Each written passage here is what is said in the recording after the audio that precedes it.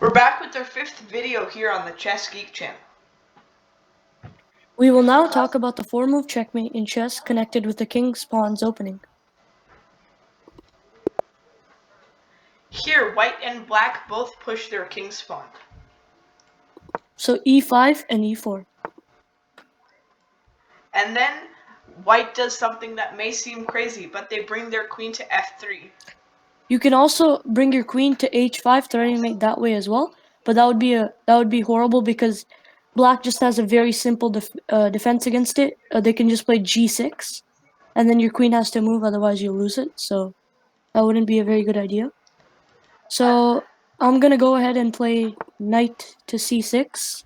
Now I'm going to bring my bishop out, teaming the bishop with the queen to attack the f7 pawn. So I'm gonna fall for this mate only because we're trying to teach you guys on like what it is and how to avoid it. And later after this game, we'll teach you guys how to like block the mate so that you won't fall for it. So I'm just gonna go ahead and play this, and it's a mate. And then you bring your queen to f7. So as you can see, this is a checkmate since the king can't move up because of the queen, and the rest of the squares are blocked, and you can't capture the queen because of the bishop. So that's a mate.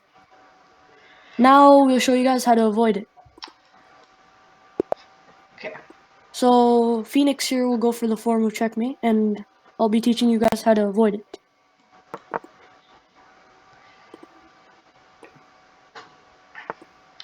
I will be going for the second variation, which involves h4.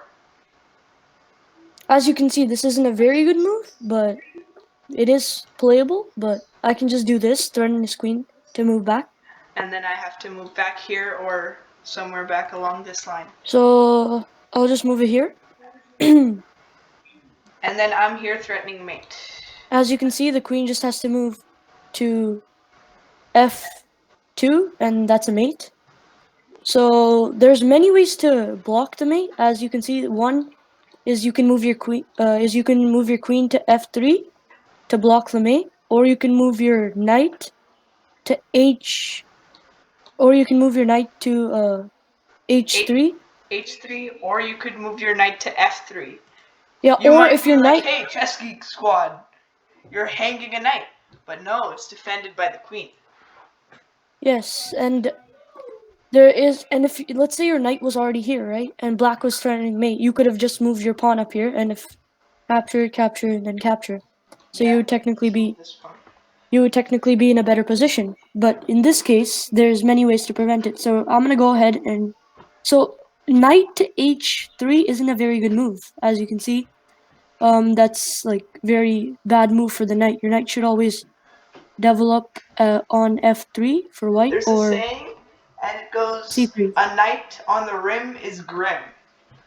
And nobody wants to be grim. So, yeah.